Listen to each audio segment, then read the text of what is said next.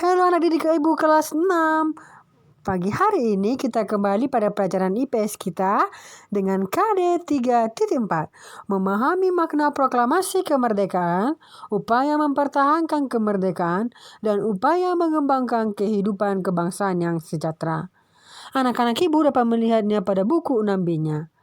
Oke anak-anak Ibu, minggu lalu kita sudah membahas tentang upaya mempertahankan kemerdekaan Indonesia. Yang perlu anak-anak Ibu ingat bahwa upaya mempertahankan kemerdekaan Indonesia dapat dilakukan dengan dua cara. Yang pertama dengan upaya pertempuran dan yang kedua upaya diplomasi atau perjanjian dan perundingan. Kalau minggu lalu kita sudah membahas tentang upaya mempertahankan kemerdekaan Indonesia melalui pertempuran. Ada pertempuran Surabaya, ada pertempuran Bandung, ada pertempuran dan lain-lain. Oke anak-anak Ibu, pada pagi hari ini kita akan membahas tentang upaya mempertahankan kemerdekaan Indonesia melalui perundingan atau perjanjian. Anak-anak Ibu dapat mendengarkan video penjelasan Ibu berikut. Upaya mempertahankan kemerdekaan Indonesia tidak hanya dilakukan melalui pertempuran, namun juga dilakukan melalui jalur diplomasi, perjanjian, dan perundingan, seperti Perjanjian Linggarjati, Perjanjian Renville, Perjanjian Rumroyen, dan Konferensi Meja Bundar.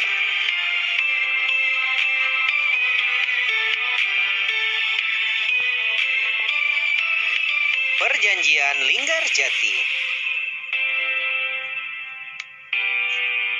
Perjanjian Linggarjati adalah perundingan antara Indonesia dan Belanda di Linggarjati, Jawa Barat, yang menghasilkan persetujuan mengenai status kemerdekaan Indonesia.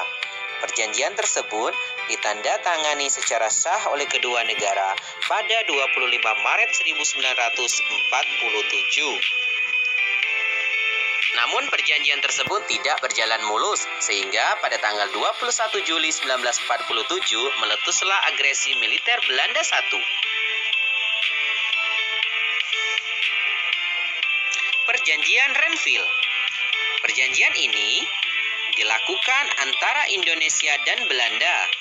Perjanjian ini ditandatangani pada tanggal 17 Januari 1948 di atas kapal perang Amerika Serikat USS Renville yang berlabuh di pelabuhan Tanjung Priuk, Jakarta. Perundingan dimulai pada tanggal 8 Desember 1947. Perundingan ini ditengahi oleh Komisi 3 negara, yaitu Amerika Serikat, Australia, dan Belgia. Delegasi Indonesia dipimpin oleh Amir Syarifuddin, sedangkan delegasi dari Belanda dipimpin oleh R. Abdul Qadir Widjoyo Atmojo.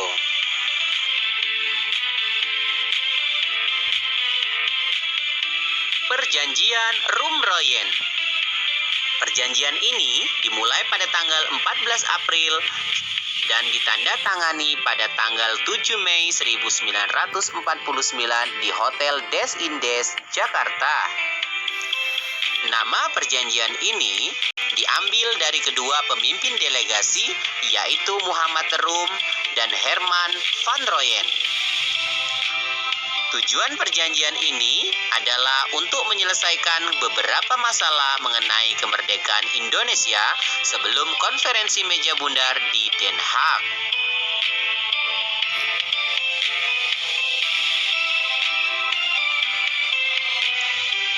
Terakhir, Konferensi Meja Bundar 23 Agustus sampai dengan 2 November 1949. Hasil dari Konferensi Meja Bundar adalah sebagai berikut. 1. Belanda mengakui Republik Indonesia Serikat sebagai negara merdeka dan berdaulat. 2. Status Irian Barat diselesaikan dalam waktu setahun sesudah pengakuan kedaulatan. 3. Akan dibentuk Uni Indonesia Belanda.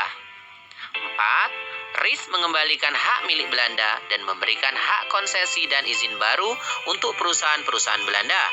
Dan yang kelima, pengambil alihan utang Hindia Belanda oleh Republik Indonesia Serikat. Setelah anak-anak ibu mendengar penjelasan ibu tentang upaya mempertahankan kemerdekaan melalui diplomasi, sekarang anak-anak ibu silakan dibuat dalam catatannya. Oke anak-anak ibu, sekian dulu materi ibu. Dan di akhir materi ibu selalu mengingatkan anak-anak ibu agar tetap menjaga kesehatan dan kebersihan diri agar kita dapat terhindar dari virus corona. Oke, sampai ketemu pada pertemuan berikutnya. Salam YBS hebat.